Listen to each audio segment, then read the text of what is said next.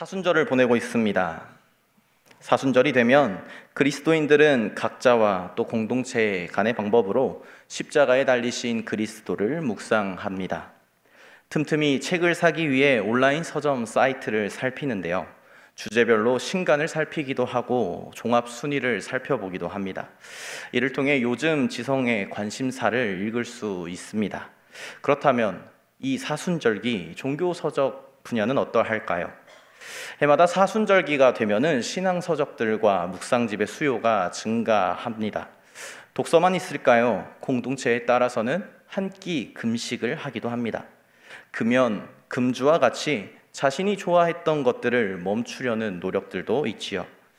최근 몇 해 동안 교회 학교에서 사순절 인기 이벤트가 있었다 하면 미디어 금식이었습니다. 유튜브, 인스타그램 등의 미디어를 금식하자라고 하는 것이었습니다. 근데 아이러니는 미디어 금식을 하는 교회의 커뮤니티 채널에 우리는 이렇게 하고 있습니다 게시물이 올라오곤 합니다. 우리 수원교회도 사순절을 특별히 보내고 있습니다. 다하세 전교인 릴레이 기도를 하고 있습니다. 이렇듯 사순절은 우리 모두 그리스도인들에게 특별한 절기임은 분명합니다. 아무래도 이 절기에는 구체적인 이유가 있기 때문 아닐까요? 십자가의 길이라는 구체적인 강조가 있기 때문일 것입니다. 그리스도께서 우리를 위해 십자가의 길을 걸으셨듯이 우리도 무엇을 하며 그 길에 동참합시다. 열심을 낼 수 있는 가장 좋은 이유일 것입니다. 그래서 저는 이 사순절의 출발점을 함께 이야기하려고 합니다. 여정의 목적지만큼이나 중요한 것이 출발점이기 때문입니다. 이런 경험 있으십니까? 한참 이야기를 나누던 중에 내가 무슨 말을 하려고 했더라, 무슨 말 하려고 이 말을 하고 있지 하는 경험들 다들 있으시지요? 그 순간 우리는 어떻게 합니까? 열심히 말하기를 그치고 다시 말하려던 목적으로, 출발점으로 돌아갑니다. 이 이야기 전에 하던 말 뭐였지? 그 이야기 전에 맞다. 사순절기 여기저기 열심들이 넘쳐나는 것 같습니다. 그런데 어느 순간 이 모든 것들이 자기의가 되는 모습들도 발견됩니다. 내가 무슨 말을 하려고 했더라와 같이 출발점을 잃어버린 것입니다. 이때 우리는 사순절의 시작으로 돌아가야 하겠습니다. 사순절도 출발점을 분명히 하지 않는다면 우리는 어느새 길을 잃고 헤매이고 있을 것입니다. 오늘 함께 나누려는 이 본문은 3년 주기의 교회력을 따라 사순절 첫 번째 주일이면 나누는 복음서의 본문입니다. 세례를 받으신 후에 마귀에게 시험을 받으신 주님의 이야기 말씀입니다. 바로 이 말씀을 통해 사순절을 보내는 우리가 그 출발점에 서게 될 것입니다. 그 출발점에는 주님이 계십니다. 우리의 생각과 우리의 기대와는 달리 예수님께서는 슈퍼맨이 아니었습니다. 요즘으로는 슈퍼히어로가 아니셨습니다. 오늘날 많은 사람들이 예수님을 영화의 주인공처럼 여기는 것 같습니다. 원하는 일은 무엇이든지 할 수 있을 것 같고 현실을 자기 마음대로 바꿀 수 있는 사람으로 생각하지요. 아무래도 주님의 신적인 면모가 강조되어 그럴 것입니다. 하지만 주님께서는 우리와 같은 삶을 동일하게 살아내신 인간이시기도 하셨습니다. 우리가 신약 성경에서 만나는 주님은 슈퍼맨이 아닙니다. 오늘 본문에 앞서서 누가는 주님의 족보를 소개하고 있지요. 요셉의 아들이라는 예수님의 족보의 끝에는 아담이 있고 그 위에 하나님이 있다 전합니다.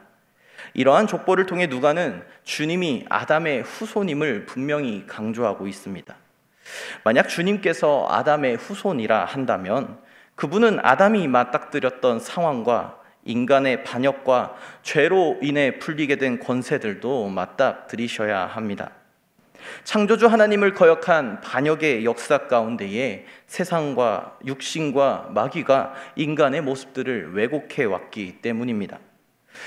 주님께서는 참으로 사람이셨습니다. 때문에 누가는 오늘 본문의 시험에서 그분이 우리처럼 살과 피로 된 인간이셨음을 소개합니다. 그분은 분명 40일 동안 광야에서 줄이셨고 배고픔을 느끼던 인간과 같은 상황이셨습니다. 그리고 이 이야기가 누가가 전하는 주님의 사역의 출발점이기도 합니다. 세례를 받으신 주님께서는 곧장 광야에서 40일을 보내셨다 합니다. 성령에게 이끌렸다지만 고뇌의 시간이었을 것입니다. 사회와 단절된 광야에서 40일이라는 삶은 삶보다는 죽음에 가까웠을 것입니다. 그 40일 동안의 끝에 주님을 찾아온 것은 기쁨이 아니었습니다. 마귀였죠. 악은 버려야겠고 추방해야 할 것이지만, 그러나 창조의 모습을 왜곡하기 위한 권세는 우리 인간에게서 떨어지지 않습니다. 주님께도 먼저 나타난 건 역시 긍정적인 것이 아닌 마귀였습니다. 주님을 찾아온 마귀는 3가지 문제를 제시하지요. 그 문제는 이치에 맞고 매력적이며 제법 그럴싸한 유혹이었습니다. 첫 번째 시험은 이 돌들로 하여금 떡이 되게 하여 우선 굶주림을 해결해야 될 것 아니냐 하는 도전이었습니다. 주님께서는 40일 동안 광야에서 굶주리신 상태였지요. 그렇게 굶어본 적이 저는 없습니다만 환영으로라도 돌이 떡으로 보이지 않았을까 싶습니다. 그러한 극한의 상황에서 마귀는 주님을 유혹하고 있는 것입니다. 예수님의 삶을 생각해 본다면 일찍이 아버지를 잃고 가족을 책임져야 했던 그 상황에서 그마저도 목수의 벌이로는 굶주림과 빈곤이 익숙했을 것입니다. 인자는 머리 둘 곳도 없이 어려서부터 극심한 빈곤이 익숙했던 사람입니다. 이 문제가 주님만의 문제는 아니었습니다. 그 시대에는 일반적인 문제였습니다. 도시에서 로마의 세력에 동조한 이들은 어느 정도의 부를 쌓을 수 있었지만 그렇지 못한 이들은 굶주려야 했습니다. 이러한 시대에 누구보다 그 현실을 절실히 살아가고 있던 주님이십니다. 40일을 굶주린 주님께, 당시 시대의 하층민의 삶을 살아오신 주님께 마귀는 돌로 떡을 만들어 먹자라는 유혹을 한 것입니다. 쓰레기통이 없는 곳에 쓰레기를 버리는 사람은 없지만 쓰레기통만 두면 그 주변이 쓰레기장이 되곤 하지요. 낙서가 없는 벽은 깨끗하겠지만 누군가 조금 낙서라도 한다면 어느새 낙서로 가득한 벽이 되는 법입니다. 흰색을 검은색으로 바꿔보라는 것은 유혹이 아닙니다. 그러나 그러한 유혹은 쉽게 뿌리칠 수 있는 유혹이지요.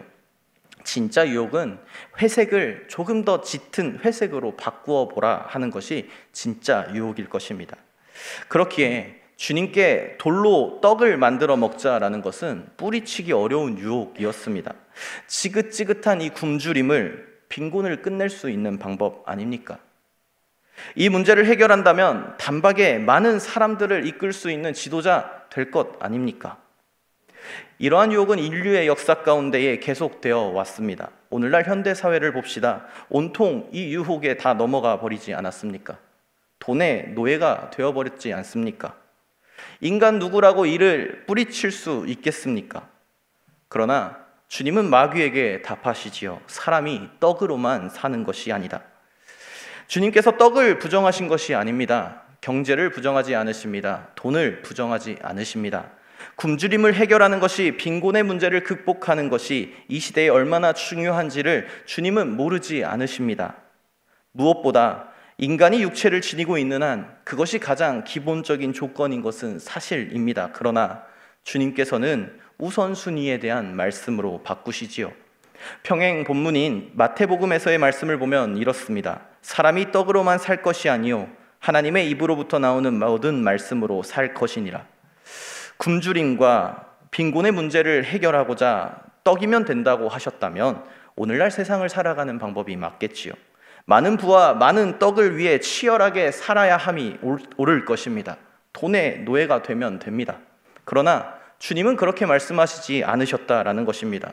떡으로만 사는 것이 아니라 하나님의 말씀으로 산다. 하나님의 뜻이 앞서고 그 문제는 해결해야 할 과제가 되는 것입니다. 떡과 경제의 문제가 아무리 시급하고 중요하더라도 그것은 인생의 수단이 될 뿐 목적이 될 수 없는 것입니다. 주님께서도 이 땅의 굶주림과 빈곤을 해결하신 분이 아니십니다. 근본적인 삶 자체를 구원하심으로 모든 경제 문제도 덜어주신 분일 뿐입니다. 주님의 목적은 인류를 구원하는 복음에 있지 이 시대의 굶주림과 빈곤을 해결하는 데 있지 않았습니다. 출발점을 다시 확인하시기 바랍니다. 만일 우리가 주님께 나의 경제 문제를 해결하여 달라 먼저 요청하고 있다면 우리는 지금 길을 잃어버렸습니다. 주님을 시험하려던 마귀가 바로 우리일 것입니다. 네가 만일 하나님의 아들이거든 이 돌들에게 명하여 떡이 되게 하라. 유혹에 실패한 마귀는 주님을 이끌고 천하만국이 보일 높은 곳에 올라갑니다. 권력의 극치이지요. 그리고는 이렇게 말합니다. 이 모든 권위와 그 영광을 내가 내게 주리라. 이것은 내게 넘겨준 것이므로 내가 원하는 자에게 주노라. 내가 만일 나에게 절한다면 이것이 다 내 것이 될 것이다. 이 유혹은 여러분 어떻습니까? 이 유혹도 동시에 인간이라면 최대의 시련입니다. 사람이 가난에서 풀려난다면 권력과 지위, 명예를 찾습니다. 반대로 가난의 문제를 해결하고자 권력과 지위, 명예를 찾기도 합니다. 주님께서 사셨던 이 시기에 그 당시에는 세계 국가였던 로마의 권세가 드높았을 때입니다. 로마의 권력을 등에 업은 자들의 행태를 누구보다 잘 아셨을 주님이십니다. 한 사람의 일생은 사회적 입지에 따라 평가되고 결정되지 않던가요? 만약 내가 무엇이 된다면 이 일을 해낼 수 있는 힘이 있는 자리에 오른다면 이라는 가정들 우리 다 해본 생각들 아니십니까? 마귀의 유혹은 어리석은 제안이 아니었습니다. 예수, 네가 이루고자 하는 그 하나님의 나라 있지? 그 모습 있을 거 아니야. 내가 모든 권세를 너에게 줄게. 한번 이뤄봐. 하는 유혹인 거죠. 아무것도 가진 것이 없던 예수님께 사람들이 너를 따를 만한 권위와 힘을 준다는 유혹, 게다가 로마 황제의 세력과 헤롯 왕의 위력, 그리고 군대와 종교 세력들 사이에서 시작하려는 예수의 그 하나님 나라 운동은 없을 힘도 없을 때였지 않겠습니까? 그것을 알았던 마귀는 나와 함께 머물면서 세상 권세의 위력을 보며 그와 타협하며 살자 속삭인 것이었습니다. 주님께서는 주 너의 하나님께 경배하고 다만 그를 섬기라 라고 답하십니다. 만약 주님이 염원한 하나님의 나라가 세상의 것과 다르지 않았다고 한다면 세상의 힘을 빌리는 것이 맞습니다. 그러나 주님께서는 냉정하게 거절하십니다. 왜요? 주님이 염원하시던 하나님의 나라는 세상의 것과 전혀 달랐기 때문입니다. 아무리 초라한 모습이고 지지자가 없다 하더라도 그 나라는 세상의 권위나 힘에 의해 세워지는 나라가 아니라는 것입니다. 그래서 주님은 로마의 권력이 아닌 나사렛 마을의 빈민들 사이에서 그 나라를 확장해 가셨던 것입니다. 빌라도나 헤롯의 궁중을 통해서가 아니라 병에 시달리고 있는 사람들, 권력의 그늘에서 희롱당하고 있는 가엾은 여성들, 죄인이라 불리며 머리를 들지 못하는 억눌린 이들을 향해 그 가운데에 하나님의 나라를 이루어 가셨던 분이 바로 우리의 주님이시지 않습니까? 이것이 두 번째 출발점입니다. 만약 우리가 세상의 권세들과 같은 방법으로 하나님의 나라를 이루겠다 하고 있다면 높은 권력자가 되어 많은 지지자들을 끌어모아 세를 키우기에 급급해하고 있다면 주님을 유혹하고 있는 마귀는 바로 또 우리가 될 것입니다. 세상의 권세에 딱 눈 한 번 감고 절 한 번 하고 그들을 우리 편으로 만들어서 우리의 강함 보여주시지요, 주님. 이제 마지막 세 번째 유혹입니다.